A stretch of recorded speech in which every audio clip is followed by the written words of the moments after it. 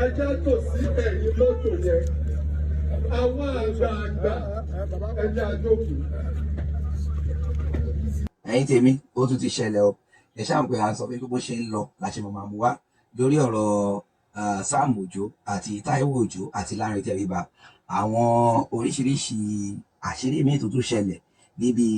ayẹyẹ kan tí wọ́n lọ àbí ibi tí wọ́n ti ń ṣe àwọn program wọn ohun tó tún wá ṣẹlẹ̀ láàrin Taiwo Ojo àti Sam Ojo àti Lanre Teriba àwọn lélẹ̀ tó kọjá bẹ́ẹ̀ o ẹjọ́ ẹgbẹ́ agbọ́ wọnìwọnì ọ̀rọ̀ lẹ́nu Rotimi Daniel. Please don't forget to subscribe, like and share. Taiwo Ojo wọ́n wá jọ rìn dórí stage orí stage yẹn wọ́n meet Sam Ojo ń bẹ̀ ẹ̀yin mélòó lẹ ti rí fídíò yẹn. Taiwo Ojo wọ aṣọ funfun Lanre Teriba wọ agbádá Sam Ojo ó wọ aṣọ bíi grey colour báyìí mo rò pé ó ń ṣe program lọ́wọ́ kí Taiwo Ojo tó débẹ̀ ẹ dẹ̀ mọ̀ páwọn àṣìírè tá à ń sọ yìí they don't respect even God ó ń ṣe program lọ́wọ́ immediately tí Taiwo Ojo tó dórí stage ó dẹ̀ fà wọ́n ìyá àgbàlagbà ẹ lọ wo fídíò yẹn àánú abiyamọ ṣe yín ní táwọn olórí burúkú ti sọ àwọn èèyàn wa dà àwa ń bẹ̀yìn pé kẹ́ mọ́ bá wa ṣe ẹ̀ káwọn èèyàn lè gba ìtúsílẹ̀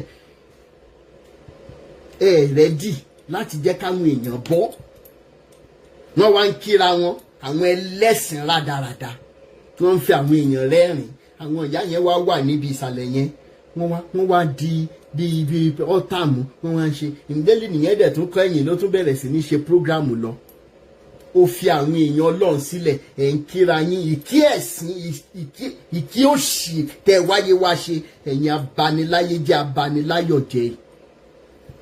Go and watch that video. If you have an insight, you will be angry in your spirit as to who these people think they are. Àwọn ọmọ tí yín lọ sílé ìwé ìmí gan ti kọ́ṣẹ́ nu wọn. But you reference these good for nothing entities more than your own children. How can you be a parent? How can you call yourself a parent? Ẹ̀yin abiagbara dáradára yìí. On a normal day kò yẹ kí irú àwọn Sam Ojo àǹkó Taiwo Ojo mọ́ sọ̀rọ̀ níbi tọ́mọ yín bá ti ń sọ̀rọ̀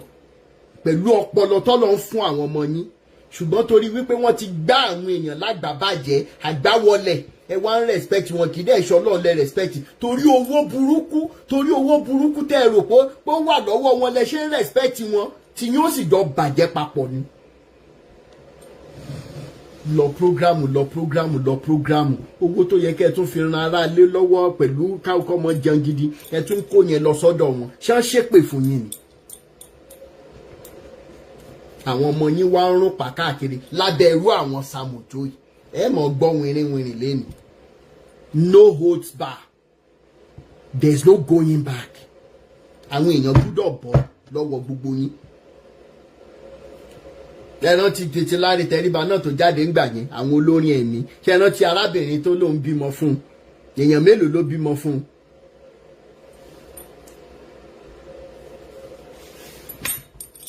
ẹ jẹ́ ká sáré gbọ́ ilé. now nígbà tí mo gbọ́ nípa in tí ẹni yìí hà lẹ́jì pé Mr. Ṣẹ́gun Adébáyọ̀ náà ṣe mo wà níbi iṣẹ́ lóṣù náà lọ́rùn mo dẹ̀ ṣe máa play mo máa gba permission lọ́wọ́ ìyá mi yẹn o ẹ jẹ́ fún mi permission jẹ́ ìfàjá I don't respect anybody. I respect only Almighty Elédùmarè. Ẹ jẹ́ àgbọ̀ for something. Ẹ jẹ́ mọ̀ share. Ẹ káàárọ̀ sir.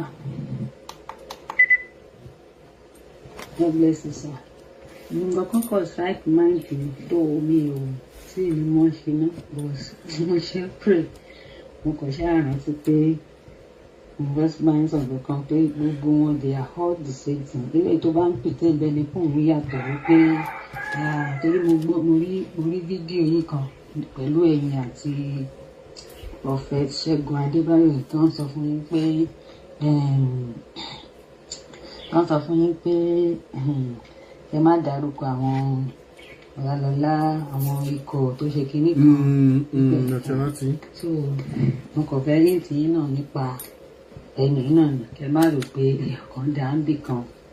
So mo rò pé 2023 tí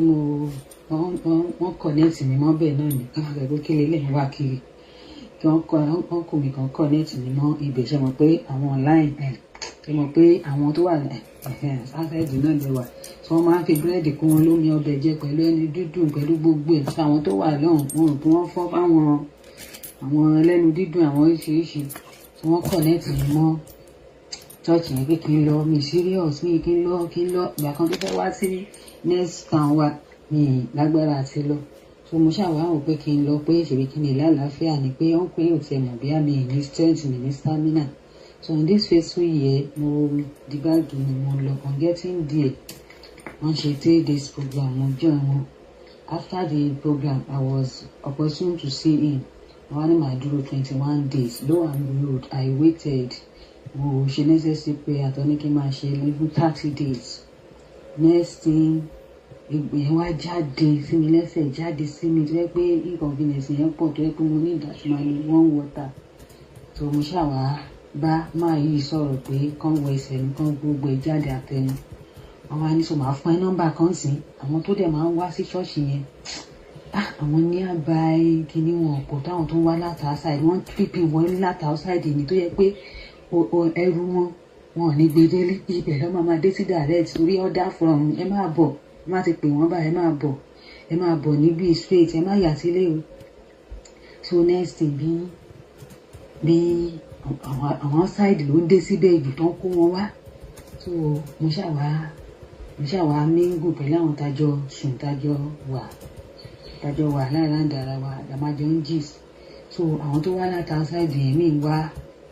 mi wojú ọlọ́run fún ọmọ nọ́ọ̀sì ní gas náà pé connection náà wọ́n ti connect pápákọ̀ ti bá tiẹ̀ lọ èmi dẹ̀ ní màá fẹ́ try àti ṣe research náà wọ́n á ní àwọn wọn dáàdì fún mi phone number kan pé kí n lọ síbi kan ìyànà pàjá wọ́n ní bóyá ibi táwọn lọ ni àwọn sọ 500k àwọn sọ 500k láti fi ra àwọn apps just apps àwọn dẹ̀ máa send ẹ̀ ṣáájú lọ wọ́n á ṣàwò pé jẹ́ ti lálàáfíà ní wọ́n tẹ̀lé pé so meanwhile if you see this ọgbẹ́yìn àbí wọ́n ṣe kinní wọ́n wá ní máa fún nọ́mbà kan sí wàá pè wàá sọ pé látọ̀dọ̀ mi lo and behold he gave me the number wọ́n bá mi sọ pé obìnrin náà ọkùnrin ní nǹkan báyìí ló máa bá ń bẹ̀ wọ́n sọ fún mi so I call this woman hello ma látọ̀dọ̀ báyìí báwo máa ṣe get ọ̀dọ̀ yẹn fún mi description mo lọ síbẹ̀ ní the following day on getting there that year she was like so long tó ti jẹ́ látọ̀dọ̀ daddy na I supposed to collect 10,000 naira for just card but wàá fún mi 5,000 no problem I paid the money next thing wọ́n wá kó àwọn package okay ló sì yẹ kẹ́niyẹn máa ó yẹ kó kọ́kọ́ gbàdúrà kó ṣe tẹ́ bá ní irun orí ẹ̀ bí òrìṣà àwọn màámi wá gbé kúlà oúnjẹ mo wá débẹ̀ ilé tí ẹ kọ́kọ́ pray kó sọ tèmi ti wá rojọ́ gẹ́tẹ̀mí wá ròyìn ló wá dúró tì pé it's 50-50 nǹkan tí dáàdì ti sọ ní tọ̀ so ó yẹ kí n gba 100 bay lọ́wọ́ ẹ̀gbọ́n máa gba dààmú wá ṣàbẹ̀bẹ̀ sí 70k ni 70k ni ní ló à ń bi òdìgbà tí woman máa kó àwọn packaging síta not knowing that it was just natural leaves around me tó yẹ pé èmi gan ti ń lò tẹ́lẹ̀ akíntọ́lá ìmí iṣu ìwé tábà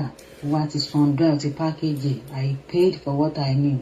mo wá ṣàkóso ìtẹ́jọ́ kí ni mo lè máa fi fọ́ kí ni mo lè.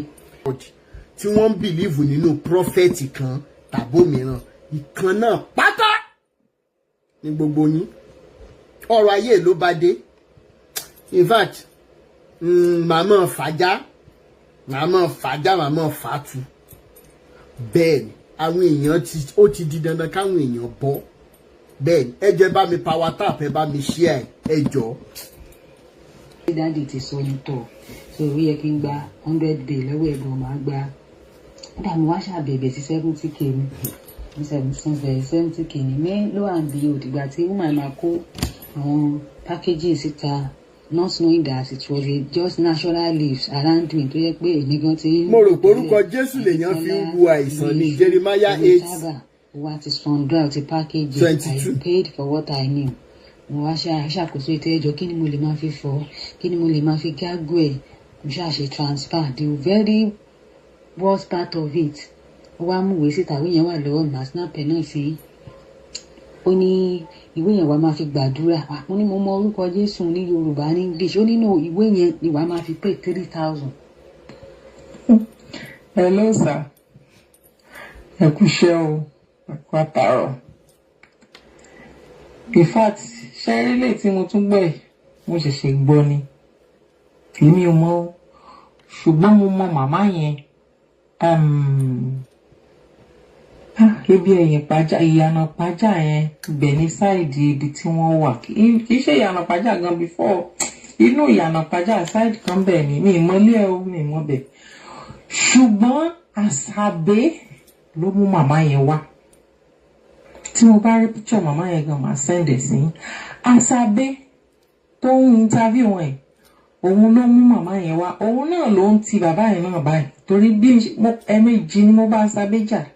lórí gbogbo ọ̀rọ̀ tí wọ́n máa ń fà tí màá máa bá wọn jà nínú ilé wípé nǹkan tó ń ṣe ò dá mi mọ̀ pé wọ́n rí fún àwọn èèyàn lọ síbẹ̀ tó bá ti mọ̀ pé nǹkan ti máa sọ̀rọ̀ sí ni kò ní jẹ́. mo yẹ jẹ́ ń dá ilé ìdúró ń bẹ̀ yẹn torí tí n bá pílí ẹ̀ ju bó ṣe yẹ lọ fóònù mi gan lè lànà égbè ní bí ọ̀sẹ̀ 3-4 sẹ́yìn mò ń búramúramù bíbá pé pẹ̀lú gbogbo bí ẹ ṣe ń ṣe ọ̀rọ̀ Ìyábọ̀ Òjó káwálẹ̀ ti bá mi wá Ìyábọ̀ Òjó gan Ìyábọ̀ Òbé síta báyìí ó ṣeé ṣe kí n ti sinmi ṣùgbọ́n oh my God kálẹ̀ ti bá mi wá Ìyábọ̀ Òbé síta tẹ́ ẹ̀yin Christians tẹ́ ẹ̀ mọ̀ ṣe ní pẹ́ ni àmọ̀rí ìbá kú ó ṣeé ṣe kẹ́ẹ̀tì ẹ̀ mọ́ wà mo tiẹ̀ wá mo lè mọ́ sọ̀rọ̀ mọ́ for now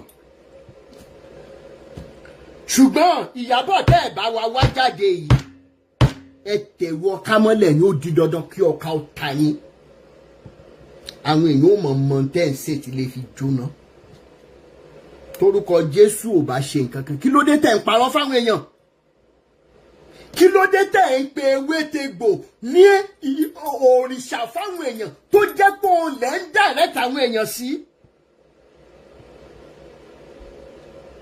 kì í ṣẹnu yín ló yẹ kán ti mọ̀ gbọ́ pé kémi mọ́ sọ̀rọ̀ sí ìpè Ayọ̀ Babalọ́lá àwọn Mósè Orímọládé ẹ̀yin tẹ́ ẹ jọmọ lẹ́yìn wọn tẹ́ ẹ forúkọ wọn pa owó sọmọ kọ ni yín ni